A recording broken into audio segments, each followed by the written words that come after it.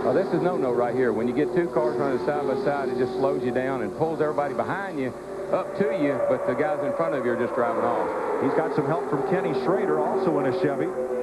Now drops low in front of the number 2 of Rusty Wallace. Let's go trackside with Greg Gumbel.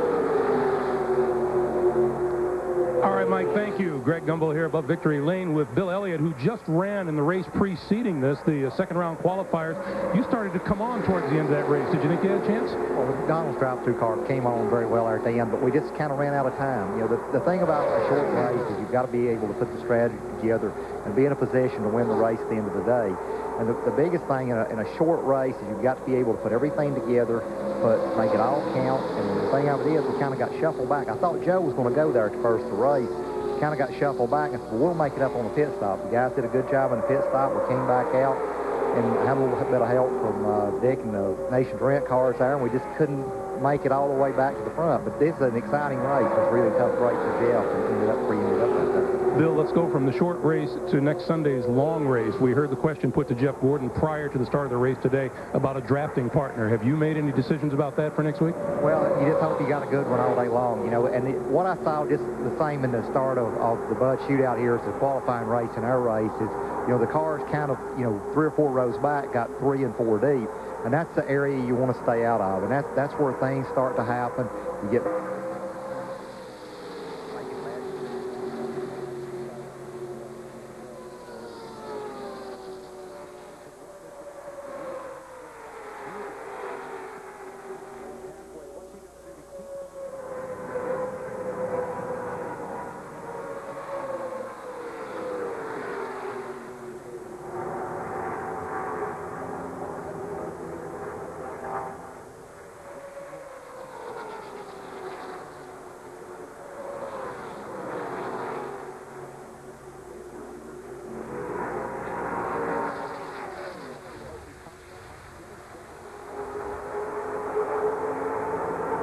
To get up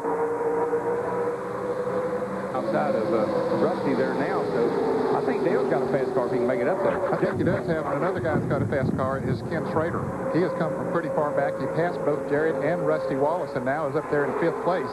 So see what he can do with that front foursome. But Ned, right now, does it look to you as if Mayfield in 2nd place and Labate in 3rd control this race? Because if neither one of them make a move, can the drivers behind them afford to jump outside? Well, in this race, you know, if you don't win it, where you finish doesn't mean a whole lot. So you've got to take whatever chance you can to try to put yourself in position. You know, pretty much everybody in this race is a winner. Everybody feels like they've accomplished a lot just by being here. And they're not. This race is kind of one of those that you just, like Ned said, one guy's going to win it, so be it. Everybody else is going to go in and say, well, we had a good run. Is now 6 at the front of the field, and 3 more are running them down from about 10 car lengths back in the middle of the back straightaway. Martin's going to have more than 3 challengers to deal with here. But I'm telling you, if they wait till the last lap, they'll finish just like they're running. So somebody's got to they got to make up their mind to make a move, and let's get something going here. Well, Schrader's trying. He's the 5th car in line. He's waiting for Dale Jarrett to come along and push him up there, but they fall in line. They couldn't make the move that they had hoped to make.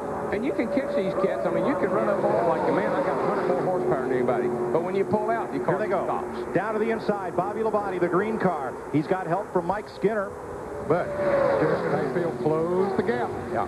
Mark Martin has raced here in Winston Cup, in the International Race of Champions, in Grand National, in the qualifying races, and in the shootout.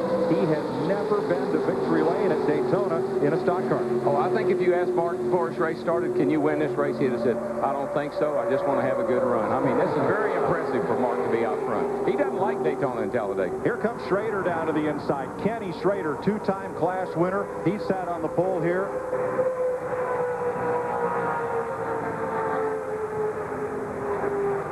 Yeah, he's not going to go anywhere right there. He's got to get, Dale Jarrett's got to get up there and push him, or 10 or 1. All he's going to do is just aggravate people. 4 laps to go. But I give him credit. He's been listening to our telecast, because he's trying. That's what I like. He sure is. Watching from Dale Jarrett's car, Mike Skinner just ahead. So close to the front of the field.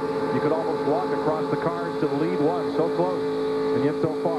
Oh, this is like fishing, man. You got it on the hook, you get it right up the boat, and it falls out.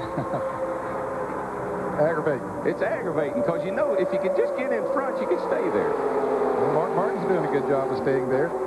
Now, Jeremy Mayfield does not have his drafting partner, but the second and third place cars right now are just the way they were with a couple of laps to go in last year's Daytona 500 when Labonte and Mayfield traded paint on the way to the line behind Dale Earnhardt. What Mayfield said, if he had it to do over again, was he'd make the move sooner. Let's see if he can here. 3 laps to go. Who's that up on the outside there now? Oh, Schrader.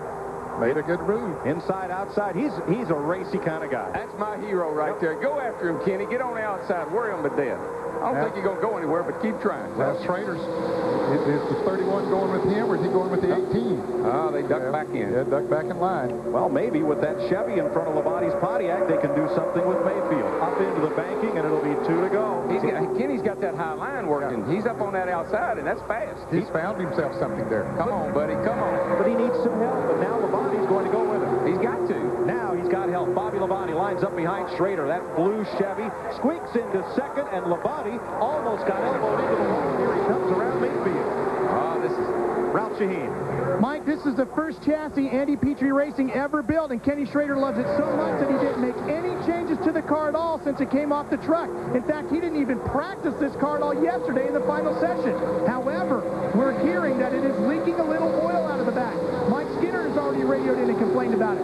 So who goes with Kenny Schrader? He's going to have to decide if he wants to follow the oil or not. Lap and a half to go. No good deed went unpunished. Bobby Labonte helped Schrader up around Mayfield, and look at Labonte. He's now leading the second pack. But I saw him come from 8th place on the last lap of the night race here back in October and almost won the show. I wouldn't count him totally out. That thing gets up goes on that last lap.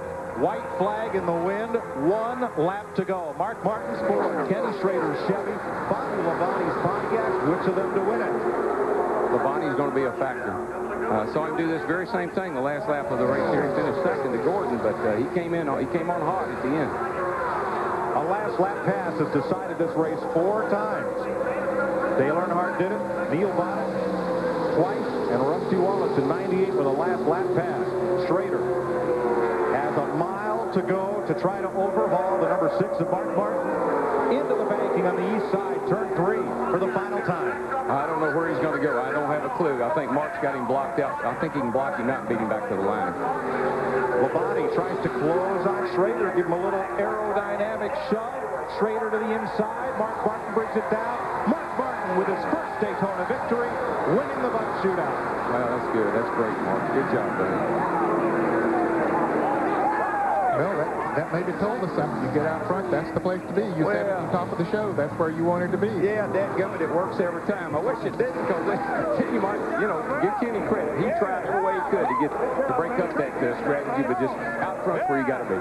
Well, February in Daytona starts the same way it left off last year when Dale Earnhardt held the ball off on the final lap. Here's with Jimmy Fennick, and he has just high-fived this entire crew. Well, finally, you guys win a race at Daytona. I'll tell you, this Valvoline team worked hard all winter long on our plate program, and I think we got a little bit better now. And all the people up in Livonia and Mooresville, all the motor guys, we want to thank them, too. How much you got for them next Sunday? Well, I don't know. Hopefully our other car's going to be a little bit better. A better car for the Daytona 500. That ought to be something, Mike Joy. Thanks, Dick. 4 drivers have gone on to win the Daytona 500 the same year they won the shootout. We'll be right back to Daytona.